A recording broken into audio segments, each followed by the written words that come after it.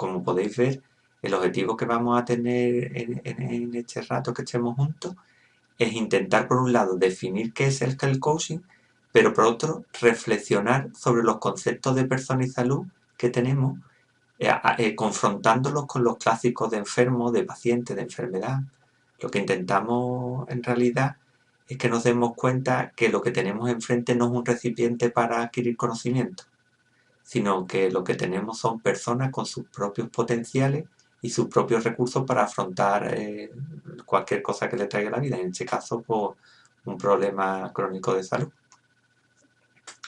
Esta frase, que es de Platón, está dentro de los preceptos básicos del coaching. El coaching es una teoría que sobre todo se ha utilizado en la perspectiva empresarial. Cuando yo empecé a trabajar como docente y como terapeuta, me di cuenta que cuando terminaba el proceso terapéutico, normalmente había aprendido más de lo que había sido capaz de enseñar. Y luego, cuando empecé a entrar en el mundo del coaching, me di cuenta de que esta frase de Platón definía totalmente el proceso que yo había vivido, ¿no? Y es entender que no existe la enseñanza, sino solo el aprender. Y esto nos sitúa en una relación con el paciente muy diferente o con el alumno.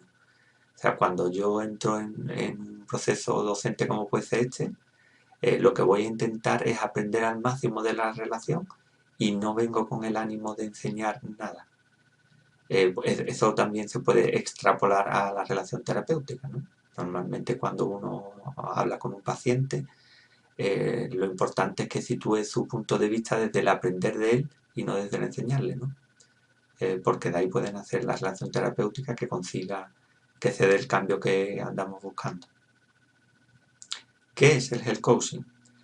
Pues en principio lo primero que hemos visto es la definición de coaching que da la International Coach Federation, que define este proceso como un proceso de cooperación con un cliente, ellos lo denominan cliente, que a través del pensamiento de un proceso creativo, esto nos parece esencial, la historia de que es un proceso creativo, les hace maximizar su potencial personal y profesional.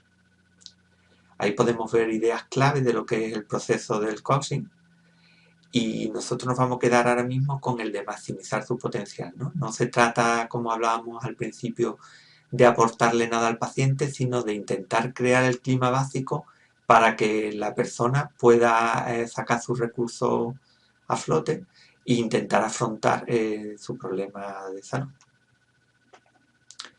¿Y qué es el health coaching? Pues en Australia, donde estas teorías han sido ampliamente utilizadas en el mundo de la enfermería, lo definen como un proceso aplicado por profesionales de la salud mediante principios y técnicas de la psicología, de la salud y del coaching, que están basadas en la evidencia científica. ¿Con qué objetivo? Podemos observar que el objetivo que ellos definen es el de apoyar a los pacientes para mejorar sus resultados en salud y sus estilos de vida, y lo hacen a través del cambio de comportamiento y actitudes. Aquí en esta definición podemos encontrar los ingredientes básicos que vamos a ir desgranando a través del presente tema, ¿no? Con estas dos definiciones, nosotros hemos construido esta que nos parece que define lo que nosotros entendemos como health coaching. En este sentido, pensamos que es un conjunto de, por un lado, conocimientos, pero por otro, estrategias y técnicas psicológicas o de carácter psicológico que, al ser aplicadas por profesionales de la salud y que están basadas en la evidencia, tienen como objetivo generar, modificar o extinguir hábitos. La palabra hábito la vamos a escuchar a lo largo de esta unidad didáctica bastante, porque es la esencia del coaching. ¿Cómo podemos conseguir esto? Pues potenciando los recursos de la persona y de su comunidad. Pero el coaching no es solo un conjunto de conocimientos, estrategias y técnicas psicológicas, sino también una forma de entender la relación terapéutica que se basa en la coherencia. Como veíamos al principio con la frase de Platón, no se trata por un lado de alguien que enseña y alguien que aprende, sino por un lado una persona que busca un objetivo, que en este caso sería la mejora de salud, y por otro lado otra que la acompaña desde sus conocimientos profesionales y desde también su bagaje personal. ¿Cuáles son los ingredientes o de qué fuentes bebe el coaching? Pues aquí podemos ver que nosotros tenemos 5 fuentes básicas. principio está la alfabetización en salud, la entrevista motivacional, el coaching centrado en soluciones, el tratamiento cognitivo-conductual y la filosofía de la salutogénesis, que ahora vamos a pasar a explicar. Lo primero que vamos a ver es el concepto de alfabetización en salud. ¿Cómo lo definimos? Pues la alfabetización en salud la vamos a definir como la habilidad que tiene cada persona para tomar decisiones saludables en diversos contextos. Aquí ponen, por ejemplo, en el hogar, en la comunidad, en el lugar de trabajo, en el sistema sanitario, en el mercado, pero también en el terreno político. Pero es una estrategia crítica de empoderamiento que busca incrementar el control que las personas tienen sobre su propia salud y su capacidad para buscar información sobre salud y para asumir su responsabilidad. Esto es esencial. La palabra empoderamiento y la palabra responsabilidad nos va a seguir en esta unidad didáctica y en las que siguen, porque entendemos que la responsabilidad de la salud la tiene la persona que tiene el problema crónico de salud. Y que en muchos casos el modelo paternalista que en ocasiones hemos aplicado lo que hace es que la persona con un problema crónico de salud sea dependiente del sistema sanitario, lo cual nos parece un peligro y además no ayuda ni al sistema sanitario por un lado, pero por supuesto tampoco ayuda a la persona a solucionar sus problemas. Por otro lado, también un ingrediente básico del coaching será la entrevista motivacional.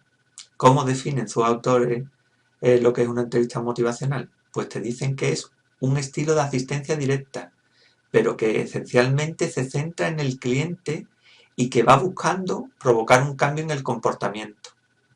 ¿Y cómo busca este cambio? Pues explorando y resolviendo ambivalencia. Nos vamos a encontrar en consulta muchísimos pacientes que por un lado quieren generar un nuevo hábito, pero por otro sienten miedo de abandonar sus antiguos hábitos, ¿no?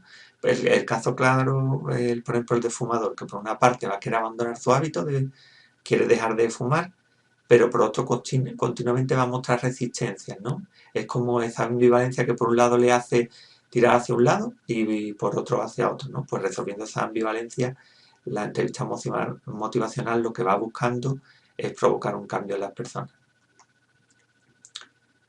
El siguiente tema que nos parece importante dentro del coaching es el coaching centrado en soluciones. Si nos damos cuenta, muchas veces nuestra aproximación como profesionales nos hace siempre pensar en los problemas, ¿no? Y perdemos muchísimo tiempo en intentar definir cuál es el problema, cuáles son las causas del problema. Pero desde esta corriente lo que intentamos es hacer reflexionar sobre la importancia de centrarnos en las soluciones, ¿no? Hay muchas veces que un paciente llega a nuestra consulta y ya ha intentado varias soluciones por su cuenta. E incluso hay recursos que ha utilizado con éxito. Pues lo que se trata desde esta corriente es intentar potenciar esos recursos y esas soluciones en las que el paciente ya se ha aventurado, para intentar potenciarlas para que la persona produzca el cambio necesario para adaptar su estilo de vida al proceso de salud que tiene. Por otro lado, también está el tratamiento cognitivo-conductual. Estas estrategias han sido ampliamente utilizadas en el ámbito de la salud y sobre todo es una corriente bastante utilizada dentro de la psicología de la salud en particular.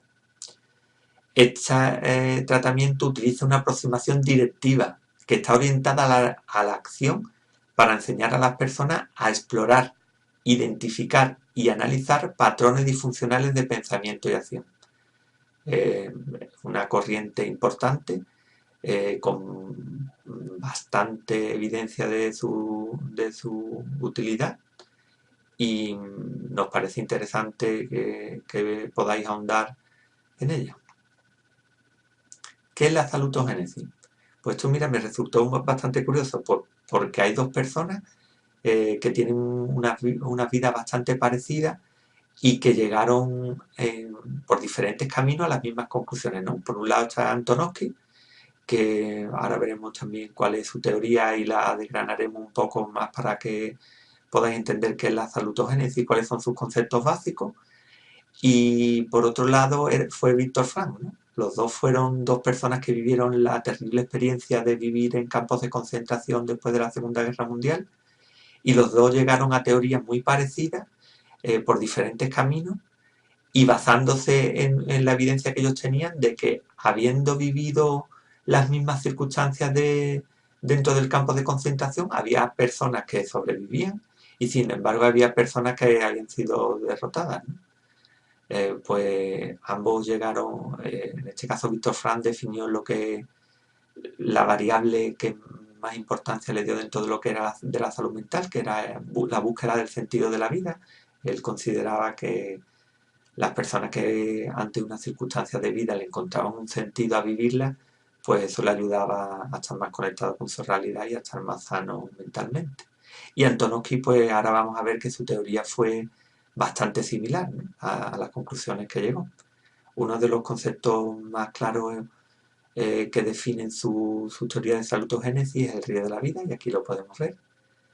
No nos vamos a extender en este concepto, simplemente explicar lo que es el concepto de salutogénesis y ver cómo hay diferentes pasos, ¿no? El primero está el de la promoción, el de la educación en salud, la prevención y la protección y la atención curativa, que son como diferentes niveles. Y por otro lado está la salutogénesis, que define el camino que te debemos llevar hacia la calidad de vida y el bienestar. ¿Cuáles son los conceptos básicos que definió Antonovsky dentro de su teoría de salutogénesis? Pues por un lado estaba el sentido de coherencia, que él definía de dos formas, ¿no? La primera, con la que la definió, fue como una orientación global que expresa el alcance en el que el individuo tiene un sentimiento de confianza dominante, que es duradero y dinámico, y que se caracteriza por predecir los entornos internos y externos. Una definición que apareció en artículos posteriores y que simplifica un poco la anterior es que el sentido de coherencia es una tendencia disposicional relativamente estable que conduce a evaluar las circunstancias de la vida con tres características: como significativas, predecibles y manejables. Y ahora vamos a definir esos tres términos. ¿Qué es la comprensibilidad? Pues el componente cognitivo, es el entendimiento de lo que está pasando. En el caso que antes relatábamos de los campos de concentración, si alguien entiende lo que está ocurriendo, pues ese componente le ayudará a tener un mayor sentido de coherencia. Por otro lado, manejabilidad de gestión. La persona tiene la capacidad, la habilidad y los recursos y siente que tiene el control sobre esa situación, ¿no? Si dentro del campo de concentración yo siento que soy capaz de controlar lo que hago, lo que vivo, tendré muchísimo más sentido de coherencia y muchísima más capacidad de supervivencia que si me sitúo en el concepto de que mi vida no depende de mí, sino de los factores externos, por muy graves que estos sean, ¿no? Y por último, que es lo que coincide con la visión que dio también Víctor Frank, es el sentido, ¿no? Que es el componente motivacional. Lo que está pasando tiene un sentido, ¿no? O sea, si lo que yo estoy viviendo tiene un sentido, es muchísimo más fácil que yo me adapte a la situación, a si lo que yo vivo no tiene un sentido, ¿no? Y esto puede verse incluso en los duelos emocionales, ¿no? Si yo le doy un sentido de aprendizaje a esos duelos emocionales, y me adaptaré mejor que si llega un momento donde no entiendo lo que estoy viviendo. Otro de los conceptos esenciales de esta teoría son los recursos generales de resistencia, que Antonovsky definió como factores biológicos, materiales y psicosociales que hacen que sea más fácil que una persona perciba su vida como coherente, estructurada y comprensible. Quiere decir que son aquellos recursos que permiten tener un mayor sentido de coherencia. Ahora nos adentramos en otras teorías, las de Carl Rogers, que fue el creador del tratamiento centrado en la persona y que nos ayuda a enlazar con lo que hablábamos al principio cuando hablábamos del título de este tema, ¿no? El definir a una persona como un diabético o que tiene diabetes es centrarnos en su enfermedad y no centrarnos en la persona, ¿no? Pues si nos centramos en la teoría de Carl Rogers, Carl Rogers tenía una concepción positiva y dinámica de la persona. O sea, pensaba que todas las personas estaban orientadas hacia el crecimiento personal. que la existencia tiene un carácter subjetivo. Muchísimas veces nosotros en nuestras consultas nos olvidamos, o sea, nos centramos más en nuestra parte objetiva, ¿no? De lo que es la ciencia y se nos olvida la importancia de la subjetividad en el cómo una persona afronta su enfermedad, la vive, pero incluso conceptos tan fisiológicos como puede ser el de dolor, ¿no? Tienen un carácter subjetivo tremendo que muchas veces a nosotros se nos olvida, ¿no? Roger también definía valores humanos como la libertad, la responsabilidad y la conciencia como base del desarrollo personal y del cambio, ¿no? En este sentido hablábamos anteriormente de la libertad que tienen las personas para cambiar. Hay personas que incluso desde su reflexión consciente sobre el problema que están viviendo deciden no hacerlo y son libres de no acometer ese cambio, ¿no? Eso es esencial. Ahora también son responsables, ¿no? De la situación que viven. Yo por mi práctica profesional me he encontrado con muchísimas personas que decidieron no cambiar y simplemente tuvieron que asumir luego responsablemente las consecuencias que le traían el mantener ciertos hábitos, ¿no? Yo antes trabajaba con drogodependientes y viví muchísimas veces gente que decidieron abandonar el consumo, incluso que acabaron falleciendo a causa de este, ¿no? Y después, lo más importante de esta teoría que nosotros queremos traer para este tema es que la relación entre el terapeuta y el cliente es determinante. En el ejercicio práctico del tema 2 veremos la definición que Carl Rogers daba de empatía, de la aceptación incondicional y de la congruencia, ¿no? Que son las tres características que definían una relación terapéutica exitosa, ¿no? Según este autor. Por último, lo que queremos recomendaros, si tenéis la oportunidad, de que veáis la película de los Monty Python, El sentido de la vida. Es una serie de sketches cómicos entre los cuales aparece una situación de un parto. Ahí tenéis un pequeño diálogo sacado de ese sketch. Uno de los personajes le pregunta, ¿qué tenemos hoy? Y otro le contesta, un parto. ¿Y eso en qué consiste? Dice, en sacar a un niño de dentro de la madre. Y acaba contestándole el otro personaje, vaya, es asombroso lo que avanza la ciencia, ¿no? Con esto queremos resumir el sentido de lo que hemos estado desarrollando anteriormente, ¿no? El ejemplo claro de cómo podemos humanizar el trato hacia nuestros pacientes está en el proceso de humanización del parto que se está trabajando desde el sistema sanitario público andaluz, ¿no? Ahí debajo tenéis un link donde una profesional explica en qué consiste ese proceso, ¿no? Y nos parece que esta película puede ser que en particular, que hay además muchísimas más cosas significativas de cómo acabamos tratando a los pacientes, hablan de lo que es la tecnología y la importancia que se le da a la tecnología sobre el propio bienestar en este caso, la mujer que está en el proceso de parto, ¿no? Pues con esto terminamos esta unidad didáctica esperando que haya sido una experiencia gratificante como lo ha sido para nosotros, ¿vale? Muchas gracias.